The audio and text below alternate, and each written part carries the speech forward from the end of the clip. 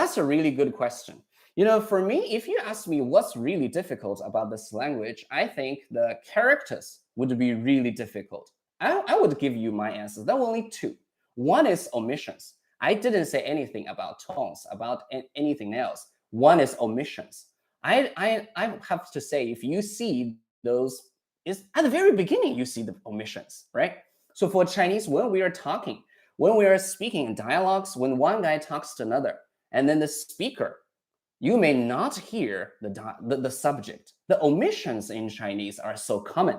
So if you want to really understand what's going on, that's why I say it's sort of, this language is one of the hardest for people to bug on. Imagine if we have walls we have ears on the walls, and you try to spy on someone's conversation. Chinese language would be really hard for you to spy on. We may just talk, say like, okay, 喜欢吗?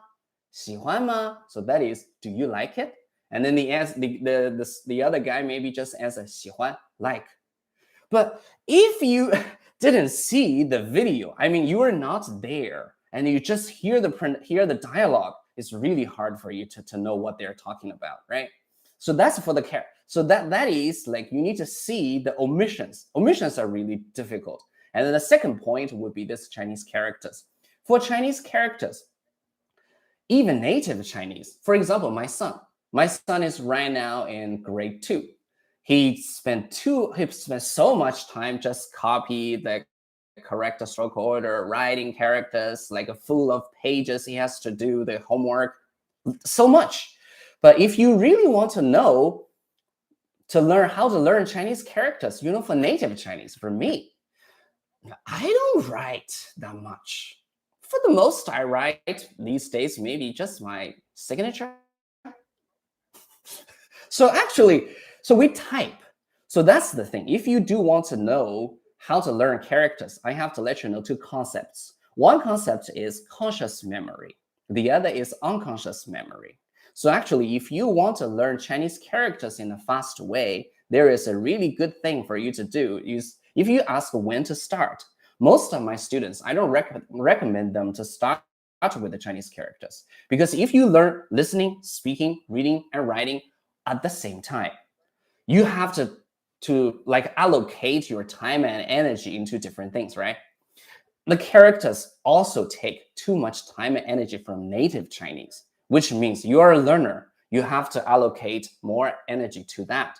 But do remember that native Chinese, we have so many people, even like for the generation, like the previous generation, like my mom or my grandma, grandpa, they illiterate. They don't read characters, but they talk freely. They talk so well.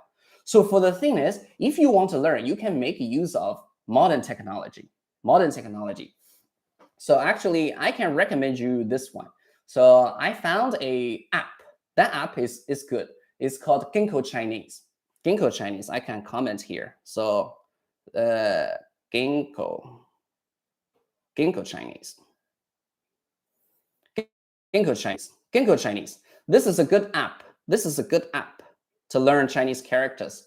And that guy collaborates with me. You can get that app just with you can get I don't remember that clearly. You can get up to 40. I think it's 54% off with the code Ask Andy. With the code Ask Andy. You can try that. You can try that app. This app is not asking you to copy to trace. For me, I don't really ask my students to sort of writing that much. You can do at the beginning. At the beginning, you need to make use of your unconscious memory, which means you can see those things. So you can see characters a lot, and gradually you would have that in your memory. Actually, you don't think about it. For native Chinese children, I observed my son. Suddenly, he can read a lot of Chinese characters. But before he is going to the elementary school, he didn't write that much. He just observed, take a look at all those characters around him, and then gradually he gets to know get to remember like the characters. So for you, you can learn in this way. You can try to. So when you have your textbook, no matter what textbook you have, you have the textbook with the characters and pinyin, right? If you want to learn characters fast, you can type. But when you type, I have to give you some more suggestions. That's really important. You don't type in characters. One character, if you no matter who's doing like the input of the Chinese characters, you do one syllable, you are going to see a list of all those like characters, so many options. Which one would you use? How can you know that? That's really difficult, right? But if you type in words, I mean, you can do like, for example, 你是哪国人?你是哪国人? If you type 你, probably you would get the correct one. But when you have 是, you do separate one. For sure, there's a story about that. There are so many different characters for sure. So there will be a list of so many different 是. Maybe it's hard for you to get that one. But what you can do is make them into phrases. Better you do two, like a 你是. And then 哪国人, that's a phrase. If you type in phrase, you're going to see the characters, especially when you see the options. Maybe the option one, most of the time, the option one would be the correct one. And once you have done that, you can look at that and check if it's correct with your textbook. If you couldn't understand the real conversation, I recommend you to watch some Chinese dramas. It's not movie. So for the movie, they are speaking so fast. And most of the time, for the movies, they try to show the feature or the unique culture in China. They would have strong dialects for those movies. I recommend you to watch like modern Chinese dramas. They are speaking more slowly. And the thing is, everybody learns something you like faster, right? So the thing is, you need to find a drama you like. And then you can, but the thing is, you need to keep yourself not indulge in the plot. You need to take that as a language practice. So for your listening, I recommend you to do it not extensive listening. You do it with intensive listening. You listen to the maybe one episode again and again, or even you find a character you like. You imitate how that person speak. And then you do many times, more than 3 times. When you can get maybe just one episode, you have got maybe over 80% of that, and then you can move on to another episode. That's my suggestion. So ancient Chinese dramas are classical, but because Chinese is a language with a long history, some of the ancient Chinese dramas may not be really good for you to learn modern Chinese. Some of the ancient Chinese dramas, they speak with it. They just keep those phrases, some ancient phrases, ancient words there. But I admit, I have to say, that's really beautiful. And if we evaluate a native Chinese level, I mean, from a native Chinese perspective, we would believe if the guy is doing well with the ancient Chinese, that's really good. But for learners, you can take that like ancient Chinese dramas for fun.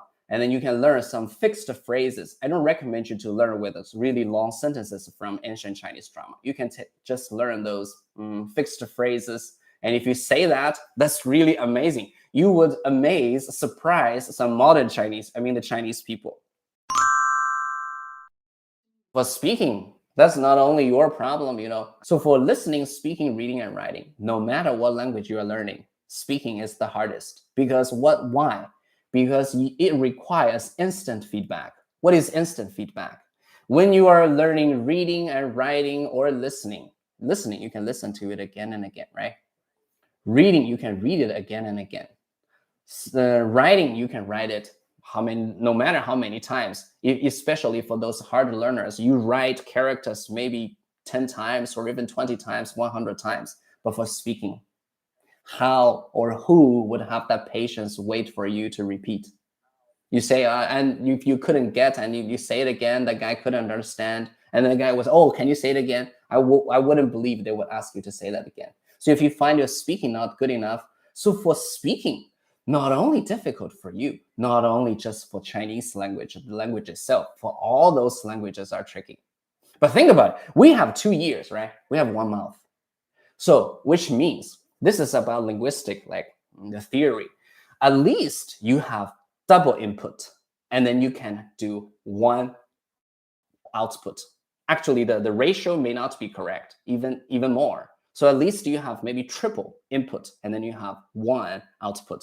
So if you want to, you find you forget what you taught, like the words you are speaking, that's common. It's not only for Chinese language itself, but do remember, input is the foundation of output. So if you want to improve your speaking, you have to listen more. Think about it. All those infants, all those baby at the beginning, they couldn't speak. Maybe they have to listen to their parents or people around them talking to them at least 2 years, right? Or even someone so early they could talk maybe just at least 1.5 years they can speak. So no matter what language you are learning, at least you need to not like for the baby they can only hear their parents or like people around them. You are deliberately learning the language, so at least you need to have one like half a year immerse yourself listening to the language. Maybe suddenly at a certain point you could understand a lot, and when you talk, because you have that foundation of your listening, and then you can talk. But that takes time, and that's the hardest part. Not everybody can be a speaker, right? Most of people can speak. Nobody couldn't speak their mother tongue, but if you ask that person to give a speech, that's really hard. Not everybody could do that. So for speaking, it's tricky, not only for you, for everybody. Here I have to mention another term. It's called like meaningful repetition. So if you try to remember something, why you find the book you're learning is not working with you? Because the story or the content itself is not related to you. And you remember those, whatever, like dialogue or the content, but the subject is somebody else. You won't be so interested in that person's story because that is not you. So the thing is, you need to recreate the content for yourself. What you can do is to rewrite the story. You change the subject, make the subject into you. Well, when you do, that will be 我. Or you think of someone you are so familiar with. For example, your friend or someone you really like. Make that person as the subject. And then you rewrite the dialogue into a new dialogue that is your own. That would work better for you. You can remember something related to you, especially when you have a strong emotion. Otherwise, you have no feelings about the content of the book. How can you remember that? Not easy. And nobody likes mechanical repetition. We are not robots. We are human beings, right? Okay? To learn listening, speaking, reading, and writing at the same time. I know that's really tiring. Before HSK2, I never asked my students like compulsory ask the must learn characters. We just do with the pinyin. For pinyin, another thing, I don't ask them to try to remember all those tones correctly. That's a really waste of your time. Think about it. When my son went to the elementary school, grade 1, he spent too much time remembering the tones. He's a native Chinese child. He couldn't remember the tones. How can we ask you? You are a learner, you are a foreigner. Ask you guys to spend that much time to remember the tones. Here comes another question. So actually, before I made a video about that, don't spend that much time on your tones. I analyzed the conversation, not conversation, the speech made from Mark Zuckerberg. Mark Zuckerberg, he's a celebrity. He made a speech in Tsinghua University in Beijing. When he spoke, I have to say, over 80% of his tones were wrong. But the thing is, the key point is, the listener, I mean native Chinese, could understand him perfectly. Why? I analyzed that. I can share that link in the here, or you can find that on my channel, Chinese pronunciation tips and tricks. You can watch that video. I explained why. Because most of people, this is not only about the language itself. You may think, so the difficulty lies in tones, but most of people ignore something invisible, what we couldn't see. So you just work on tones too much, and then it would be intimidating for you to talk. Before each time you want to say something, you have to think, oh, I need to speak with the perfect tones. Or even somebody else, like your Chinese friends or teachers, they talk to you, oh, you must learn the correct tones. That's really hard. Even for native Chinese, If you ask me what the character, what the tone for a character, if you try that, not only me, like, or whatever your Chinese, your whoever, like your Chinese friends, your Chinese teacher, if you ask them a specific character, what tone is that? It takes time for them to repeat. They're going to say, how. Okay, how is third tone. Pay attention to the sequence. First, I need to repeat the sound. So for native Chinese, what we really remember is the sound, not the spelling plus tones. So remember that. So the thing is, what's the most important for you to improve your pronunciation? Not, don't spend too much time on that. But you can watch my that video. I explain that. There are another two important things. One is stress, the other is rhythm. I know lots of you, it's not so necessary for you to learn the characters. You just want to have a chit chat with your Chinese neighbor, friends, or maybe your boss, right? So Sarah and I are right now creating a listening and speaking course. So many people, they have achieved maybe HSK1, HSK2, HSK3, but they can only do like for the test, like to do in the exam, but it's hard for them to start a conversation with native Chinese, to speak that language. So we are right now working to create that course, is Chinese speaking course for you guys. Do you know a method to increase my reading speed? I'm stuck at 120 characters per minute. Stolen time. So okay, I saw your comment. So you mean to increase your reading speed? Do you mean your reading speed about reading characters or reading pinyin? If it's in characters, the problem is not your reading speed. Is the thing is the characters you see. And I recommend you don't just focus on one or two characters. Some of the time, for learning, I have to say, for vocabulary building, Chinese characters, Chinese maybe much easier than English. Because if you see an English word you don't know, you can do nothing. You don't know. But for characters, we have the radical. We have, especially for some characters, we can tell from the radical what it means, and then you just guess the meaning. Sometimes you have to guess the meaning when you are moving on to a higher level of a Chinese reading. You cannot just try to work on just about the reading speed. The thing is your strategy. You have to differentiate extensive reading and intensive reading. I found a good app for you guys to learn characters if you do not want to write that much. Actually, I disagree with the traditional way for you guys just to copy, do with the stroke order, always correct, from left to right, from top to bottom. That's a bit boring and it takes too much your time. So right now we have so many good technology. Why don't we make use of that? So I recommend you this app. The app is called Ginkgo Chinese, and if you wanna get that app, you can input Ask Andy. That's the promotion code the guy created for me. You can get up to 55% off. Just try it. I don't know what your level is. If you want to know about idioms, I have to let you know. If you want to know really well about native Chinese speaking idioms, you have to know idioms, the common idioms. But when we say those things, usually we would have an elaboration. Like if we say with a certain idiom and then the listener couldn't get, we're going to explain what it is in just the common way of speaking. So if you want to learn really good Chinese, for sure, idioms, you can't get around idioms. But if you just want to do the common speaking, like a daily conversations, it's not so necessary for you to spend that much time on idioms. But if you want really good Chinese, you have to do that. I have 1,500 in my Anki. Okay, 1,500 is a good number for idioms. But the thing is, if you have, for example, you have 1,500 idioms, the thing is, how many of them can you use?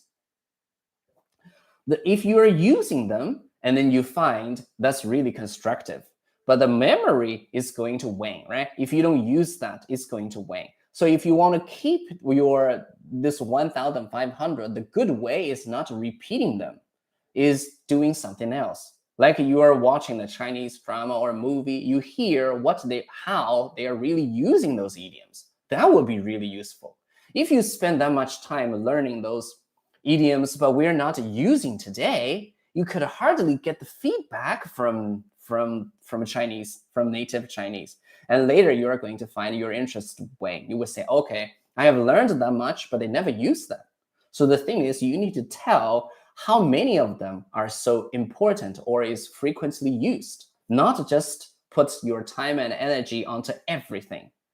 Like no matter what language you are learning, you can never just put your time and energy into everything. You need to shrink it first.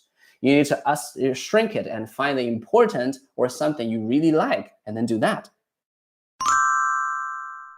Why you find novel is so constructive for you? Because the plot itself. You're reading the novel, you like the plot. You are not just learning the language itself. If you try to learn just a language, that's not easy because there are so much content you may not be interested in. But novel is something. Maybe you're indulge in the plot itself, and then you're going to imagine what happened. You are trying to find out more with the plot, and then at that time you are using the language. To learn the language is not learning the language itself. There must be some content, what interests you, and then that will guide you. For me, I learned English. I learned English for so many years. Actually, the way how I improved my English is not learning English itself. I'm learning the theory about linguistics. I'm learning this. I'm learning even. I Google about like how I recover my account, everything, all those like hacking, some cookie, all these different vocabularies. If you are learning the language, you need to find something else you want to learn, and the language itself becomes a byproduct. And that may be something like you're going to take the language itself as a tool for you to learn something new.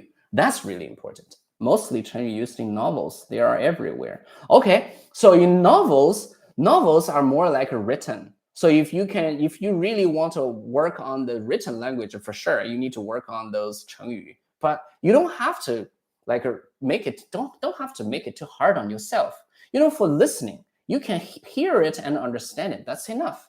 And if for those high end or those like advanced 成语, you just limit it for reading. You don't have to say that.